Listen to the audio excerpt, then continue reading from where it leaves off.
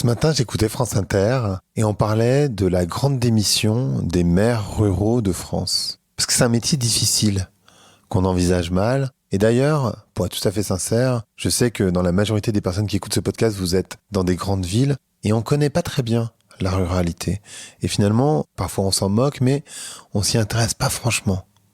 Et aujourd'hui, j'ai l'immense plaisir de recevoir Mélanie Offray, qui est réalisatrice d'un film qui s'appelle Les Petites Victoires, qui vient de gagner le prix spécial du jury et le prix du public au Festival de l'Alpe d'Huez, et qui est une comédie sociale dans un petit village, et qui parle de la désertification des villages et de leurs problématiques. C'est une conversation où vous allez voir, Mélanie, elle est extrêmement engagée de manière individuelle, personnelle, et c'est une discussion très douce où on parle de la réalité, de ce que c'est de vivre dans la ruralité, dans les petits villages et la réalité aussi de la culture, des petits cinémas. Vous allez voir, c'est une discussion très douce que je vous laisse écouter. Allez, Vlan, c'est parti.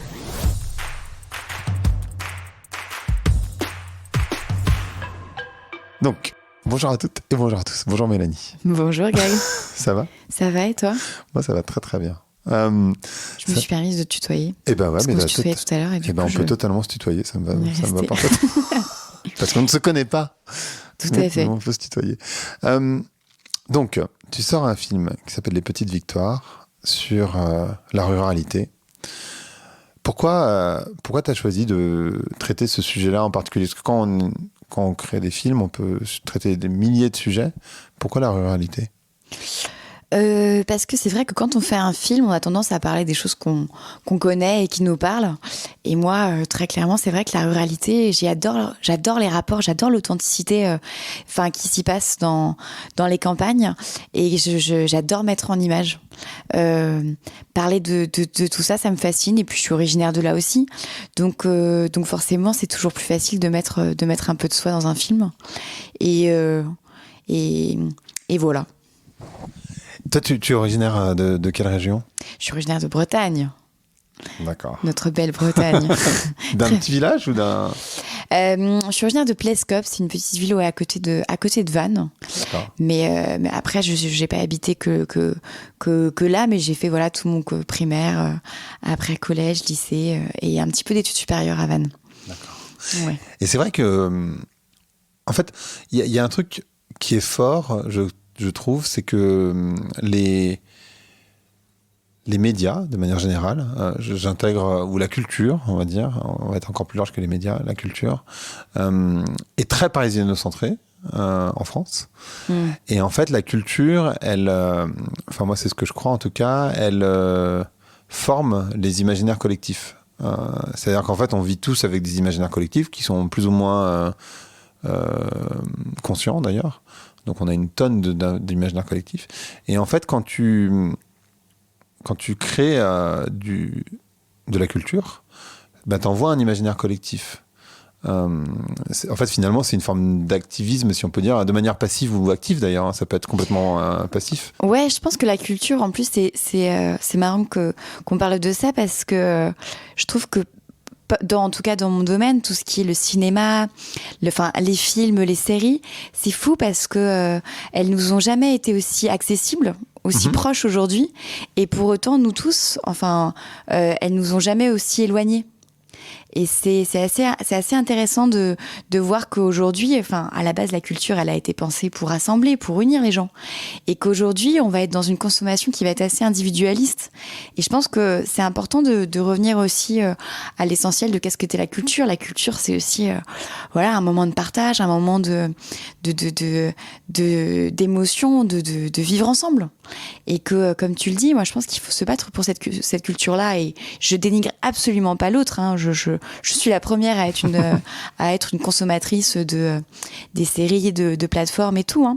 Mais tu vois, quand on parle en ce moment du cinéma, est-ce que le cinéma va tenir ou pas ? Moi, je suis très optimiste pour le cinéma. Parce que je pense qu'aujourd'hui, on doit vraiment continuer à se battre, à faire des choses ensemble. Et le cinéma, mais c'est très fort pour ça. Pour vivre des émotions, pour partager un moment. Et puis pour générer des conversations après aussi. Et pour aussi générer des conversations, pour mener un débat. Et c'est ça aussi qui est intéressant quand on fait un film, c'est tout ce qu'il y a l'après. Des fois, on se rend pas compte du discours et des messages qui peuvent être présents dans ton film et que les gens vont se l'approprier aussi. Ça, c'est une force qui est assez incroyable. Alors avant qu'on rentre là-dedans, est-ce que tu peux nous faire le pitch entre guillemets du film? Ça va nous permettre après de générer, de discuter en tout cas des imaginaires et des discussions justement qui sont générées par le film. Donc Les Petites Victoires, c'est avec déjà Julia Piaton et Michel Blanc. Et c'est l'histoire donc de Alice, qui est jouée par Julia Piaton, qui est mère d'un petit village en Centre-Bretagne. Et elle est mère et donc au taquet et à tout faire. Elle est technicienne de voirie, technicienne EDF. Elle fait tout pour ses administrés. Elle fait tout aussi pour garder son école, dont elle est d'ailleurs l'institutrice. C'est une toute petite école avec une seule classe, une classe unique. Et elle va avoir le retour d'un certain Michel Blanc, Émile, qui va vouloir retourner apprendre à lire et écrire sur les bancs de l'école. Parfait. Qui est pas facile, Émile. Ah non, et au début, il n'est pas évident, non. Il n'est pas évident parce que il va se confronter aussi à des enfants de 6 à 11 ans. Il va arriver avec son sacré caractère et il va être confronté aussi à cette jeune génération, lui qui vient un petit peu de l'ancienne. Et ça va être aussi cette confrontation entre la manière d'enseigner. Des fois, lui, même, il va bousculer un petit peu Alice parce qu'il dit, mais des fois, vous êtes trop gentils, quoi. Vous allez nous en faire des mauviettes. Il faut être un peu plus dur. Et elle va être dans une méthode un peu plus douce. Et donc, c'est ça qui va... Parce que je pense que son école, la version aussi... Enfin, l'éducation que lui, il a reçue, scolairement parlant, il y a de nombreuses années, n'était pas le même qu'aujourd'hui. Clairement pas. Donc forcément, il va y avoir des petites scènes assez drôles, assez comiques, un petit électrochoc, j'ai envie de dire. Et il y a une question que je t'ai posée avant, mais que je vais te reposer là... que je te posais avant quand on n'enregistrait pas, j'entends, qui est une question que les gens se posent sans doute. C'est quoi le processus créatif quand on décide de faire un film? Comment ça commence? D'où ça vient cette idée? Déjà, il y a cette chance incroyable que je cite, c'est déjà d'avoir des producteurs. Moi, vraiment, si j'ai pas mes producteurs, je peux absolument pas travailler. Donc, je tiens vraiment à les citer, Nicolas Duval et Foucault Barré. Et donc, en fait, le début de la création d'un film, ça va être une idée. Moi, pour ma part, j'avais fait Roxane, qui est sortie il y a 4 ans maintenant, avec Guillaume de Tonquédec et Léa Drucker. Et c'est vrai que l'après Roxane, on dit souvent que faire un premier film, c'est dur. Entre nous, moi, j'ai trouvé que le deuxième était vraiment encore plus dur, quoi. Ça m'étonne pas. Pourquoi tu dirais ça? Moi, j'ai une petite idée, mais je serais curieux d'avoir ton retour. Déjà parce que, pour ma part, il y a eu le sentiment d'imposteur qui était très fort. Mes parents sont pas du tout du milieu du cinéma. J'ai débuté, j'ai fait plein de petits... J'aime pas dire petits boulots, mais j'ai fait plein de métiers différents sur un plateau de tournage et que j'aurais jamais pensé, j'en discutais tout à l'heure, avoir cette chance incroyable de pouvoir vivre de ce métier. Donc, quand j'ai eu la chance de faire Roxane à 27 ans, c'était complètement fou. Donc, tu te dis forcément, est-ce que ça a été une chance? Est-ce que ça a été, un premier tour de manège, un premier ticket et j'aurais pas la chance du deuxième? Donc, tu te poses beaucoup de questions. Et puis aussi, est-ce que je vais avoir une nouvelle idée? Est-ce que des fois je me dis peut-être que tu peux être avoir juste une idée et il y en aura pas deux, quoi. Donc c'est ça aussi, tout ce process de création, je trouve, c'est qu'il passe par beaucoup de doutes. Et puis la chance, encore une fois, c'est que mes producteurs, ils m'ont dit assez incroyablement, ils m'ont dit on sera les producteurs du deuxième avant que Roxane ne sorte. Waouh. C'est très élégant. Tu connaissais pas le succès du film où ils avaient rien? Non, ils ont dit on sera là pour le deuxième. Donc évidemment, faut trouver l'idée, mais c'est super de travailler avec des personnes qui vous mettent en confiance comme ça. Mais dans ce moment-là, moi, je me mets encore plus la pression et je me dis mais qu'est-ce que je vais bien pouvoir trouver comme deuxième idée? Et puis donc j'ai commencé à travailler sur des sujets, dont tous n'ont pas marché. Et puis même pour vous dire, quand j'ai pris rendez-vous avec Foucault et Nicolas, je suis venue leur parler d'une idée de film. Ils ont été super, ils m'ont dit c'est bien, mais ça sera pas du tout ton deuxième. J'ai fait ah mince, je m'étais mis dans tous mes états, j'étais très stressée. Et en fait, ça a été au cours d'une discussion avec eux qui m'ont dit et la désertification, ça te parle? Et moi j'étais oui, ça me parle, mais c'est un vaste sujet, vaste thème. Et là je me suis mise à leur raconter en fait un article de journal d'un maire d'un petit village. On s'est mis à brainstormer vraiment tous les trois ensemble et j'aurais dit voilà, j'ai lu un article d'un maire d'un petit village dont l'école allait fermer par faute d'effectifs, parce qu'il manquait que 5 élèves. Et en fait, le jour de la rentrée, les 5 élèves manquants étaient présents et c'était des moutons. Et je me suis dit, et si au lieu que ça soit des moutons, et si c'était des personnes qui retournaient apprendre à lire et écrire? Et je leur ai juste raconté ça. Et les deux se sont gardés et m'ont dit, écoute, franchement, c'est pas mal, tu tiens un truc, continue à creuser. Et puis en fait, en partant de ce tout petit pitch, je voyais bien qu'il y avait quelque chose et qu'il y avait deux thèmes surtout qui en ressortaient, qui étaient le rôle des maires dans les petites communes et l'illettrisme. Mmh. Et à partir de ce moment-là, en fait, on entame une étape que j'adore, qui est un vrai travail de journaliste, en fait, qui est un travail d'investigation où tu vas partir à la rencontre de tes personnages, de ton histoire. Donc j'étais passé du temps avec une vingtaine de maires à travers toute la France parce que voilà, je voulais pas rester que dans une région. J'avais vraiment envie que l'histoire elle soit universelle à nos campagnes. Donc je me suis baladée un peu partout et je me suis rendu compte aujourd'hui qu'être maire d'un petit village c'est beaucoup plus qu'une fonction, c'est un dévouement parce que t'es à la fois technicien de voirie, technicien EDF, tu fais tout. T'es psychologue, sexologue même parfois. Et c'était des héros que je trouvais magnifiques parce que c'est des héros ordinaires et qui sont extraordinaires par leur action au quotidien. Donc j'avais très envie de les mettre en lumière. Et puis il y avait l'illettrisme, pareil, qui est une problématique qui m'était inconnue en fait. Je pensais pas que c'était un sujet qui était aussi fort et aussi d'actualité. Et voilà, j'ai été confrontée à ces 7% de la population aujourd'hui en France qui ne savent ni lire ni écrire alors qu'ils ont été à l'école jusqu'à 16 ans. Et donc j'ai pris contact avec les porte-paroles de l'illettrisme, Jean-René Mahé, Aline Le Guluche, aussi des associations en Centre-Bretagne. Et j'ai passé beaucoup de temps avec des personnes qui sont retournées apprendre. Et dans ces moments-là, voilà, j'entame des carnets et je prends des notes. Et puis après, je vais tout mettre en commun avec mon incroyable co-auteur, Michael Souhaité. Et on va essayer d'écrire une histoire avec tout ça. Qu'est-ce que tu as appris de tes rencontres avec tous ces maires? Est-ce qu'il y a peut-être des anecdotes, des histoires? Enfin, tu en as cité quelques-unes déjà, mais c'est vrai que quand on vit dans une grande ville, et je pense que pour la majorité des personnes qui écoutent ce podcast, ils vivent dans des grandes villes, on n'imagine pas le maire faire la voirie, comme on le voit d'ailleurs dans le film. Tout ce que tu disais, tu donnes des clins d'œil dans le film, sexologue, etc., psychologue. Qu'est-ce que tu as appris de ces rencontres? Qu'est-ce que ça t'a apporté? Est-ce que tu penses que la France c'est trop centralisé? C'est complètement incroyable ce qui se déploie quand même dans ces régions et dans ces communes. C'est que aujourd'hui, en fait, il y a aussi une telle perte des services de proximité, des services publics. C'est-à-dire que, voilà, il y a plus de médecins, des fois il y a plus la poste, des fois il y a plus de bar, il y a plus de boulangerie, il y a plus de curé. C'est bête, mais par exemple, le curé aussi, c'était quelqu'un de très important dans les villages, parce que c'était l'oreille, c'était l'écoute, et qu'on voit bien qu'aujourd'hui, le maire, il est un petit peu toutes ces personnes à la fois.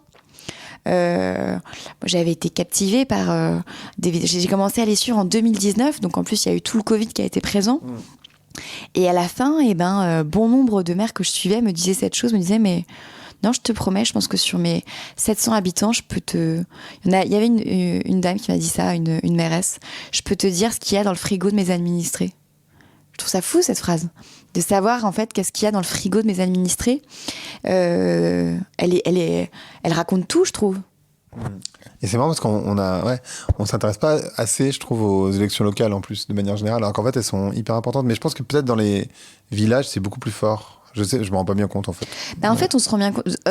Au niveau local aussi, il y a moins l'engagement et le parti politique. Il y a aussi quelque chose qui est de l'ordre de la personne. Ouais, bien sûr. Où tu vas voter aussi pour quelqu'un et que le parti est pas si important et si présent. Ce qui compte, c'est les idées, c'est l'humain. Et c'est ça qui en soi, moi, je continue à avoir foi, à avoir de l'optimisme. Je pense que c'est surtout ça qu'on ne doit pas perdre. Ce lien, ce contact. Et c'est ce que jouent les rôles des maires. Et donc, c'est en ça que je pense que c'est important de les garder, de les mettre à l'honneur et les soutenir. et parce que ils sont des personnes complètement indispensables à notre société. Et il y avait un monsieur même qui m'avait dit, un des élus, il m'avait dit, mais ça fait depuis 2014, depuis 2015, on ressentait qu'il y avait une détresse aussi dans nos campagnes.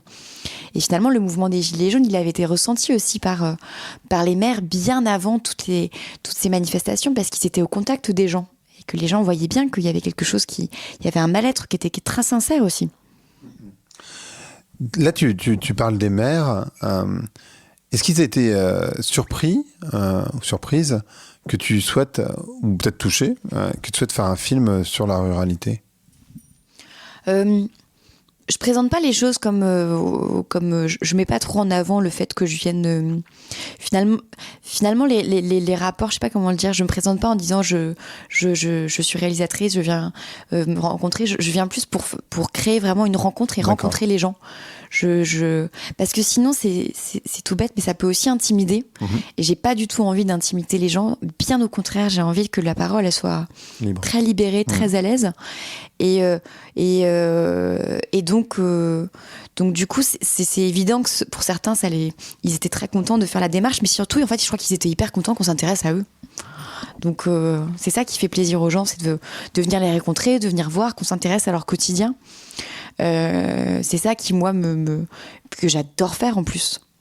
C'est tellement génial de passer son temps à discuter, à essayer de comprendre quel est le quotidien des personnes, d'essayer de comprendre leur vie, d'essayer de c'est dans ces moments-là, moi, vraiment, que j'écris et que je dessine mes personnages dans ma tête aussi, quoi. Même de regarder comment les gens sont habillés, de regarder comment ils tiennent leur sac, de regarder comment ils se déplacent, de voir... ça raconte plein de choses. Moi, de là, vraiment, je m'enrichis, je m'instruis, je me nourris beaucoup, ouais, de ce travail-là. Et ce film, il est dédié à qui? Alors, il est dédié plutôt aux personnes qui vivent dans des petits villages, ou est-ce qu'il est dédié plutôt à des gens qui vivent dans des grandes villes? Aux deux. Mais parce que, et je vais venir après à ce que je le fais exprès en même temps, mais il n'y a pas vraiment s'il n'y a pas de boulangerie ou il n'y a pas de bar, ce que tu faisais, et d'ailleurs il y a une référence à ça dans le film, mais il n'y a pas de cinéma non plus en fait dans ces villages. Et comment on fait pour le voir, ce film, alors? Comment ils peuvent le faire? Et bien justement, on a fait tout un travail aussi avec la tournée. Je sais pas si tu as entendu parler de la tournée qu'on a faite avec les petites victoires. Pourquoi je te pose la question? C'est pour ça, ouais. On a fait un vrai travail aussi avec mes super distributeurs Zinc, que vraiment je remercie. On a eu envie de raconter une histoire en fait avec le film. Moi, j'avais vraiment une idée très folle, c'est-à-dire que quand j'étais en plein montage des petites victoires, j'avais même été voir Foucault et Nicolas, mes producteurs, et je leur avais dit, franchement, j'aurais presque envie, c'est de faire J'irai dormir chez vous, version cinéma, et faire J'irai projeter chez vous. Parce que moi, je voyage beaucoup en vélo dans la vie. Wow. Et du coup, j'avais envie d'avoir une chariote, tu vois, une roulette derrière, avec un système de cinéma plein air, et que je traverse, plein de petits villages avec mon cinéma itinérant. Et j'avais proposé cette idée à Jérôme Milal, mon distributeur. Il avait été génial parce qu'en fait, il s'est rendu compte que j'avais pas mal d'énergie. J'étais un peu tarée. Et il a dit, écoute, c'est super. Le vélo, pas pour maintenant. Il y a beaucoup de cinémas qui existent et qui ont besoin qu'on aille les voir parce qu'on va jamais les voir. Il n'y a jamais d'avant-première. Et il y a plein de petits cinémas partout en France. Et donc, c'est eux qu'on va aller rencontrer, quoi.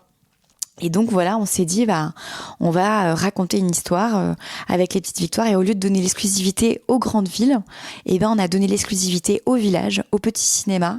Même s'il n'y avait pas de cinéma, on venait avec le cinéma. On a fait installer des cinémas dans des salles des fêtes. On a même fait ça dans une paroisse, dans une salle paroissiale. On a fait ça aussi dans des bus, parce qu'en centre Val-de-Loire, j'étais tombée sur un super reportage France 3. Et en fait, là-bas, des fois, le cinéma le plus proche, il est à 30 km. Et il y a eu Cinémobile qui ont eu cette super idée de construire des cinémas dans des camions routiers. Mais vraiment, les camions routiers que vous dépassez sur la 4 voies, sur l'autoroute, c'est ces mêmes camions qui sont retapés. Et à l'intérieur, en fait, c'est des camions qui s'ouvrent sur les côtés, comme un éventail. D'accord. Et il y a des sièges qui se déploient à l'intérieur. Et il y a 100 sièges à l'intérieur des camions, wow. Des sièges, des vrais fauteuils rouges, avec le grand écran. Vraiment, il y a un petit guichet à l'entrée. C'est des vraies petites salles de cinéma mobiles. Incroyable. Et donc, du coup, ils n'avaient jamais eu d'avant-première et j'ai été avec eux me balader sur les routes pendant 14 jours. Voilà, et on a été dans des endroits où ils avaient pareil, ils pensaient que c'était une blague d'ailleurs. Ils disaient, mais c'est pas possible, enfin, le film il sort en mars, pourquoi ils viennent nous voir maintenant? Je leur disais, bah oui, mais en même temps, c'était l'idée parce que aussi, quand on allait à la rencontre de ce public, c'est les héros des petites victoires, donc c'était normal de leur donner accès, qu'ils aient le privilège, j'allais dire, la primeur de voir le film. Et puis aussi avec tout ce qu'on raconte dans les petites victoires, c'est-à-dire qu'on parle de l'importance de maintenir les services de proximité. Je pense aussi que c'est important, comme tu disais tout à l'heure, de maintenir la culture de proximité.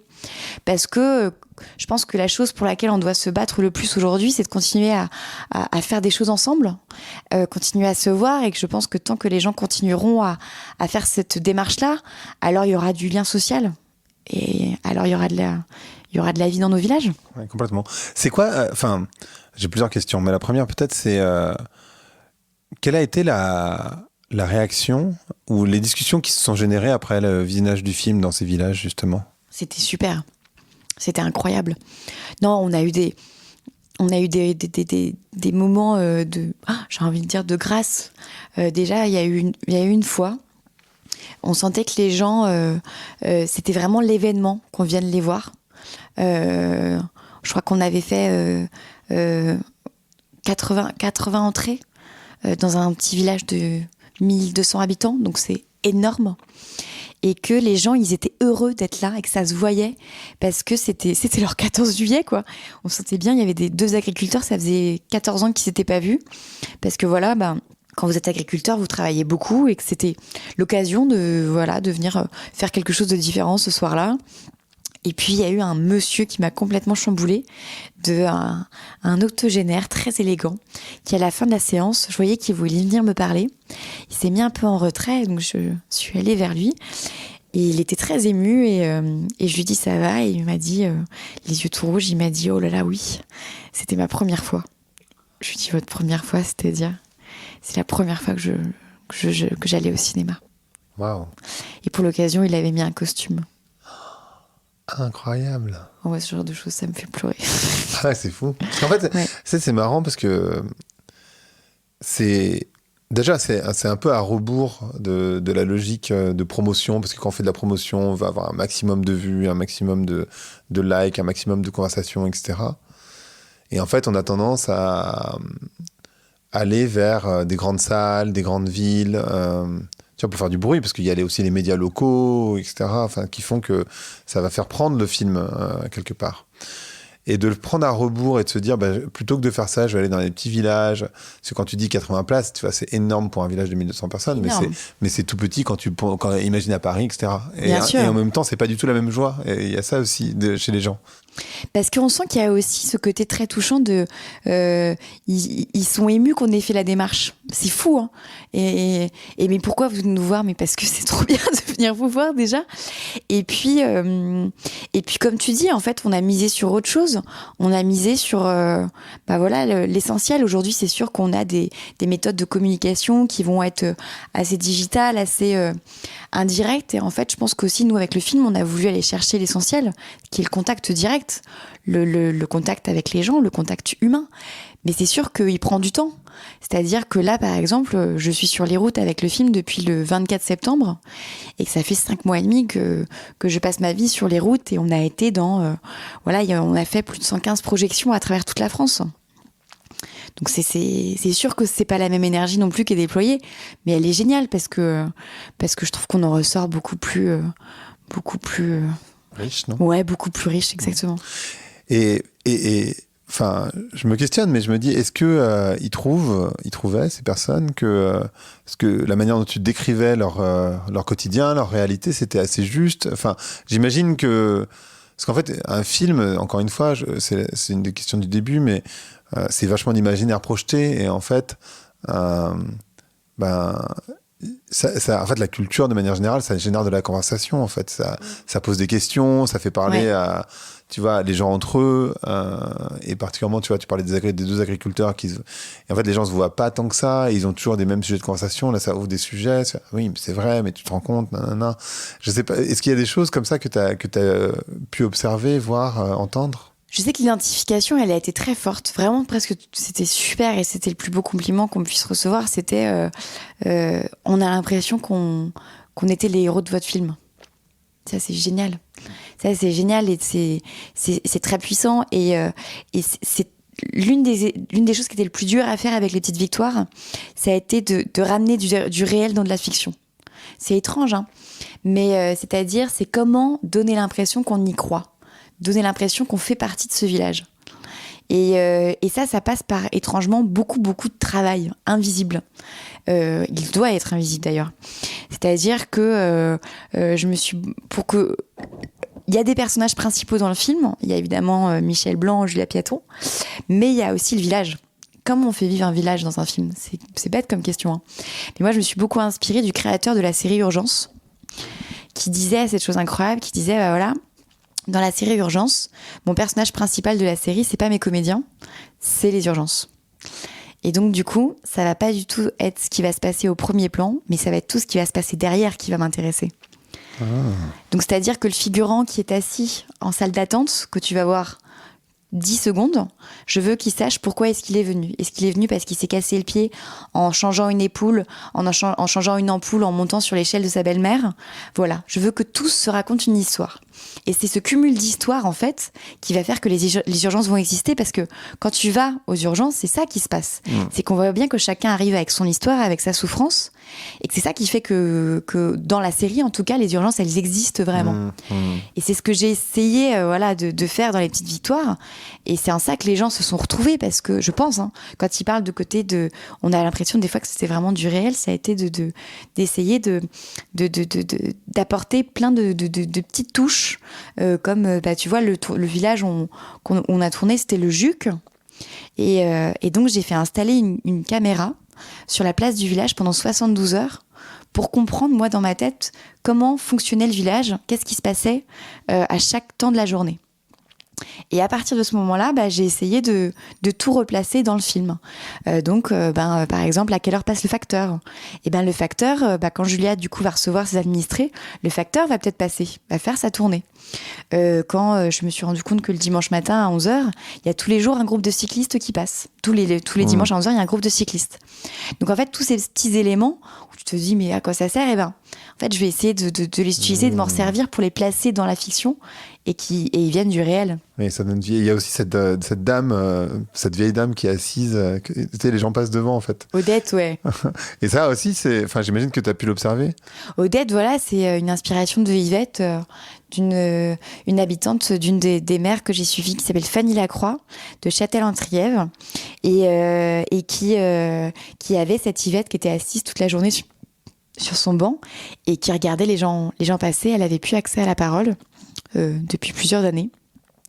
Et donc sa passion, c'était de regarder la vie sur la place du village. Et je trouvais que c'était d'une poésie incroyable, parce que à elle seule, elle incarne finalement en quelque sorte elle est une âme, elle est une histoire des murs du village. Et je trouve que avec ce genre de personnalité, on n'a plus grand chose à faire en fait. On a juste à le placer, et le personnage est tellement fort ensuite qu'il existe. Tu vois, je m'en souviens, donc la preuve quelque part qu'il existe. Est-ce que tu as senti aussi... Alors, j'ai l'impression que ce que tu as senti, c'est un délaissement dans les villages, mais peut-être que je me trompe, je veux bien que tu répondes là-dessus. Et ensuite, est-ce que tu as senti une forme de solitude, ou à l'inverse, de gens d'entraide finalement Je pense qu'il faut qu'on se batte pour la solitude. Pour aller tu vois, dans les petites victoires, on raconte que il va y avoir la création d'un lieu, et puis on a une Janine au début qui est jouée par Marie-Pierre Cazet, qui va avoir tendance à beaucoup aller voir Julia pour dire il y a plus ceci, il y a plus cela, j'ai mal ici, j'ai mal là. Et en fait, très clairement, Marie-Pierre, donc qui interprète le rôle de Janine, elle incarne complètement la solitude qui est très présente dans les campagnes. et que j'ai pu complètement, moi, remarquer. D'ailleurs, directement, parce que le rôle de Janine est un concentré de mes deux grands-mères et mes deux grands-mères, elles peuvent souffrir parfois de ce manque de lien social là. Mais du coup, attends, je me suis perdue dans ta question qui était... Non, il y avait celle-là, complètement, la solitude. L'autre question, c'était est-ce que les gens se sentent délaissés? Est-ce que tu as pu observer ça? Délaissés de la politique générale, délaissés des villes. Parfois, il y a aussi, tu parles de l'illettrisme, mais il y a aussi des zones blanches, des gens qui n'ont pas du tout accès à Internet. Ouais, et à côté de ça, évidemment, il y a des gens qui se sentent délaissés. Et à côté de ça, vous avez des super-héros qui sont ces incroyables maires, ces incroyables conseillers municipaux, qui vont mettre en place 1 milliard de choses et qui vont faire vivre énormément leur campagne. Et plutôt que de parler des gens qui sont délaissés, j'ai plutôt envie de parler des gens qui sont dans l'action. Parce que je suis plutôt quelqu'un qui suis très optimiste et qui a envie de voir dans l'avenir, et donc du coup j'ai envie plutôt de parler de ces gens-là qui font des choses. Voilà, j'ai rencontré un maire, on le cite d'ailleurs dans le film, lui il avait qu'une envie, c'était de faire la Silicon Valley dans son petit village, mais le problème c'est qu'il avait pas la fibre. C'est un problème. Hein. Et donc du coup c'était le problème, mais il était persuadé que le jour où il aurait la fibre, et ben en fait voilà, il pourrait accueillir des startups incroyables, parce que la Silicon Valley à la base c'était quoi? C'était une vallée, et nous ici on a quoi? On a une vallée, et du coup on va créer voilà une Kerguen Valley comme dans le film, quoi. Ça c'est des dialogues que j'ai clairement entendus directement des gens que j'ai rencontrés, et ces gens-là je les trouve géniaux, parce que du coup ils ont une énergie débordante où tu te dis mais ils vont déplacer des montagnes. Si ce monsieur, il a raison. Et il a raison de croire et de se dire que rien n'est que rien n'est impossible. Moi, j'ai envie de parler de ces gens qui sont des incroyables inventifs, des incroyables génies de l'action, quoi. Est-ce que tu penses qu'ils peuvent être des modèles pour... En fait, j'ai l'impression que dans cette société, là, comme elle est en plein mouvement, que la normalité est en train de bouger, etc., les gens sont un peu perdus, ils sont très perdus, en fait. Et que ce soit les personnes qui vivent en ville ou que ce soit les personnes qui, j'imagine, je sais pas en fait d'ailleurs, qui sont dans des plus petits villages. Est-ce que tu penses que ça peut être des modèles justement parce qu'il y a ce retour aussi, tu sais, cette utopie de la campagne, retour dans un petit village, dans une petite communauté, etc. Est-ce que, je sais pas comment formuler la question, mais il y a quelque chose autour de ça. Est-ce que c'est pas eux qui ont raison finalement, ou est-ce que c'est une utopie justement? Oh non, moi je pense que c'est eux qui ont raison. Enfin, j'ai pas envie mais je pense qu'il faut rêver l'utopie un peu. Il y avait des choses qui fonctionnaient très bien dans le passé, et il faut s'inspirer des modèles qui fonctionnaient. Mais je sais pas si tu avais vu par exemple ce film Demain, oui, de Cyril Dion et Mélanie Laurent. Moi, ce genre de film, il me fait du bien, quoi. Parce qu'il amène à penser qu'il n'y a que des solutions à trouver. Et je pense que les solutions, elles sont à trouver, ouais. Mais ça va passer par le lien social. Je pense que les gens vont être amenés à faire des choses incroyables s'ils se voient, s'ils ont des idées, s'ils continuent à échanger. Et que quand j'ai rencontré voilà des villages qui étaient complètement incroyablissimes et qui étaient dans une action incroyable, c'est parce que l'échange était très présent. Et que voilà, forcément on avait mis ça dans une phrase avec Michael de dialogue, c'était Aimé Jacquet qui disait ça, parce le collectif triomphe toujours. Et je suis d'accord avec Aimé Jacquet.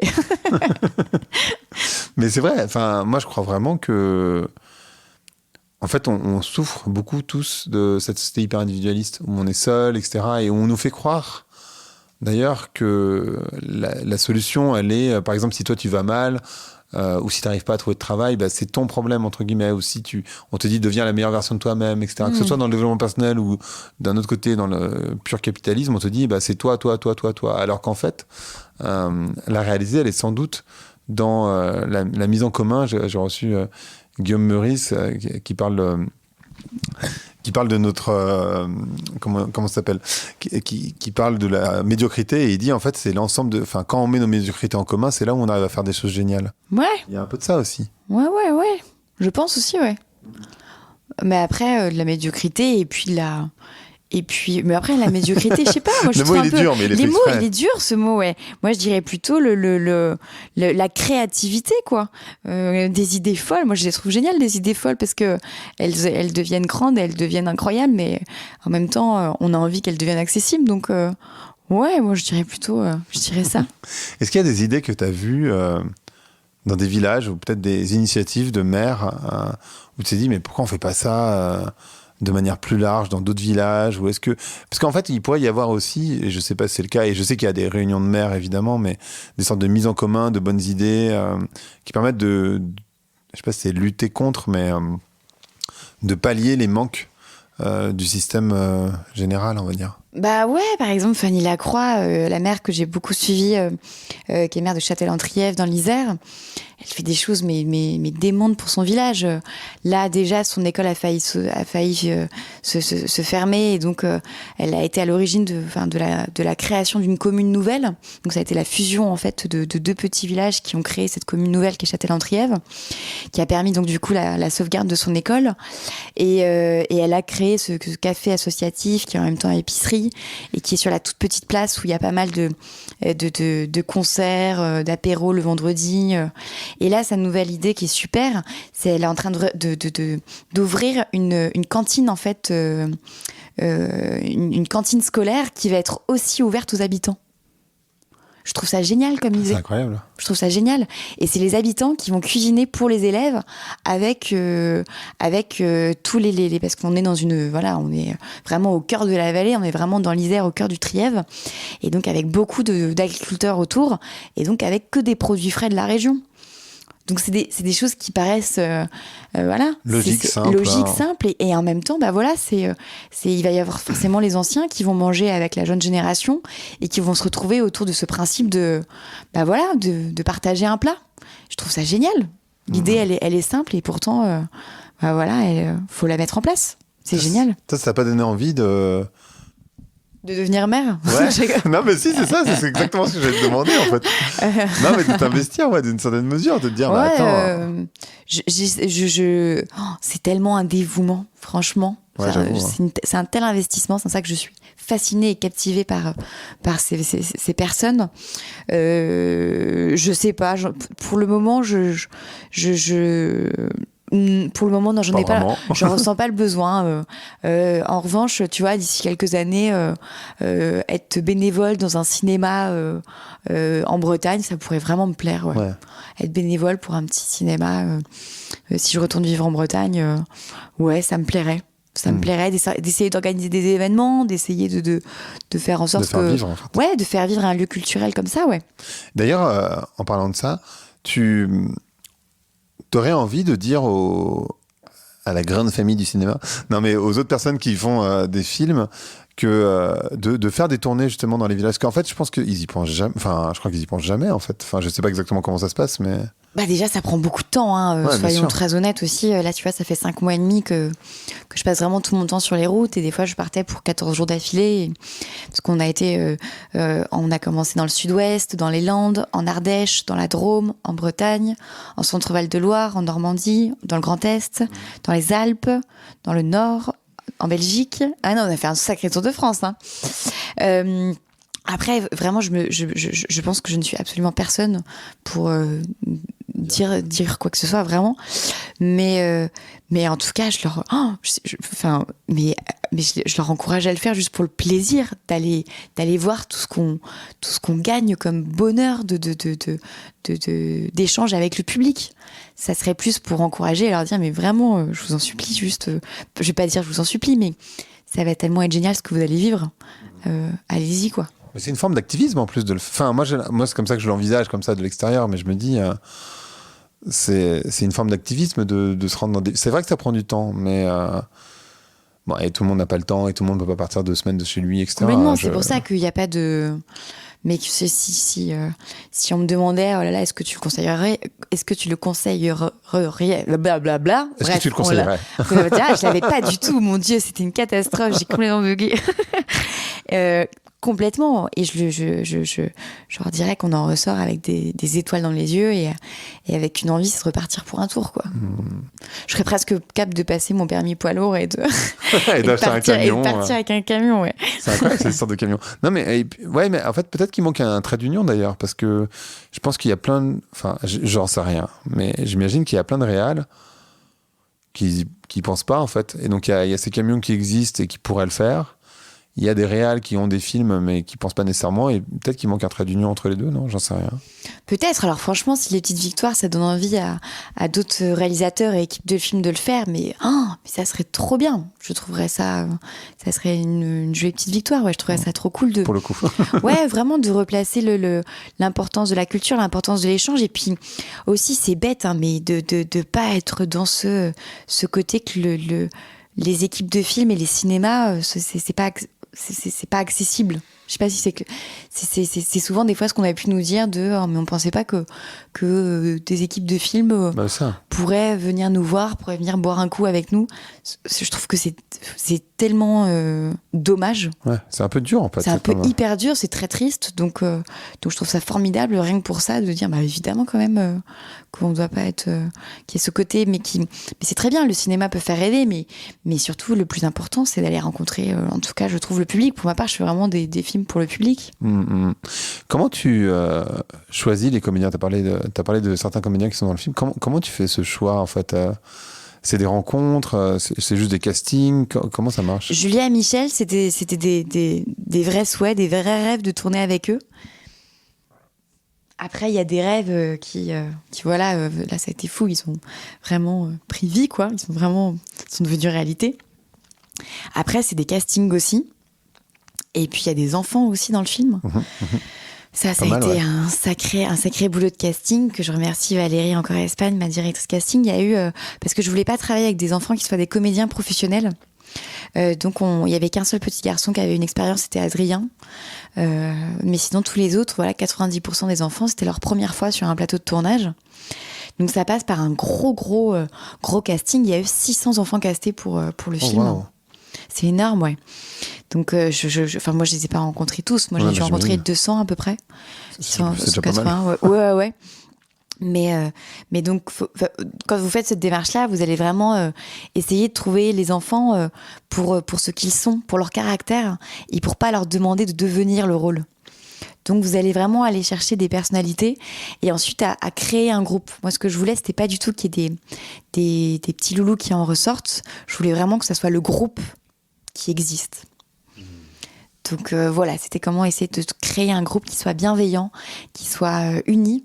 Et donc ça passe aussi par ça triche pas, c'est par du temps en fait que tu passes avec les enfants. Moi, j'ai passé des week-ends colonies de vacances avec eux juste avant le tournage où j'étais toute seule avec les 10 et je voulais qu'ils me fassent confiance, que je leur fasse confiance aussi et que on apprenne vraiment très bien à se connaître. Et c'est ce qui s'est passé et ça a été super.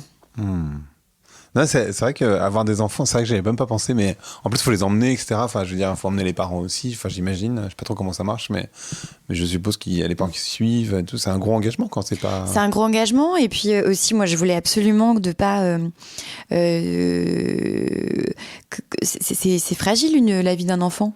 Et que aussi, ayant été technicienne avant sur des tournages, il y a des fois, les enfants comédiens, moi, ça me fait toujours un peu peur. J'ai toujours peur de ce que ça voilà, que ça leur fragilise leur vie, leur destin. Enfin, c'est peut-être bête, mais parce que le cinéma, c'est pas non plus la vraie vie. Il faut être tout à fait honnête dessus.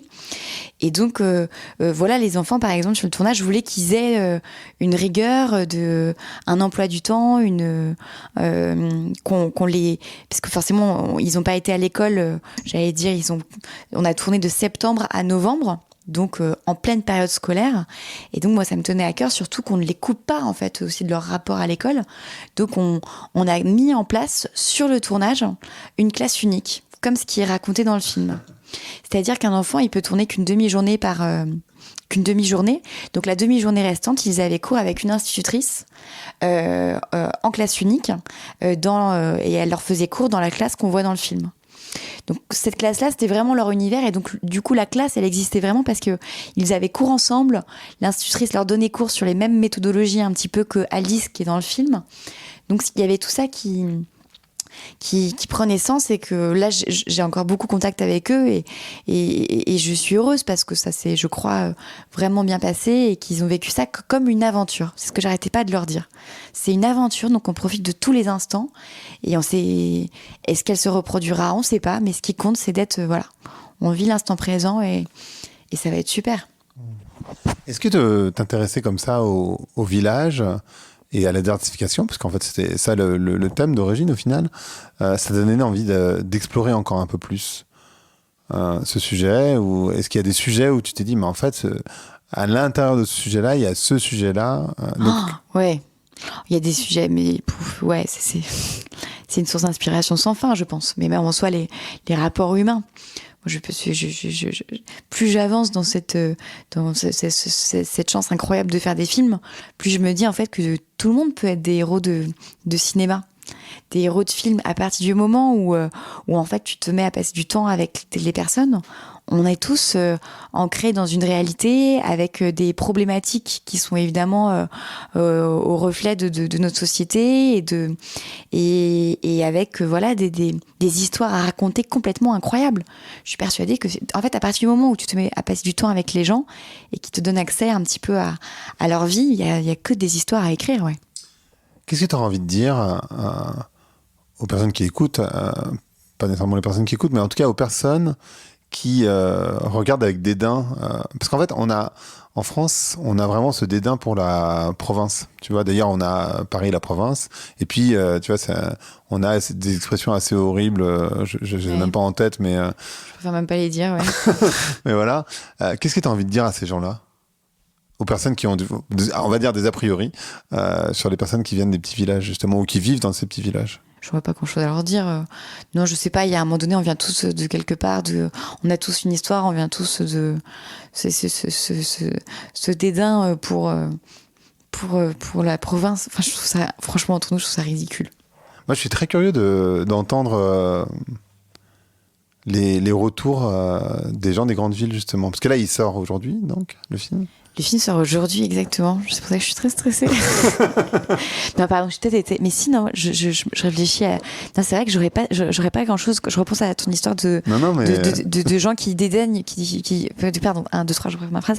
Quand du dédain pour les gens qui vivent en campagne, je sais pas, il y a un moment donné, ils vont... Enfin, la vie n'est pas essentielle, n'est pas qu'à Paris. Je pense que, tu vois, dans le film, on parle du périmètre.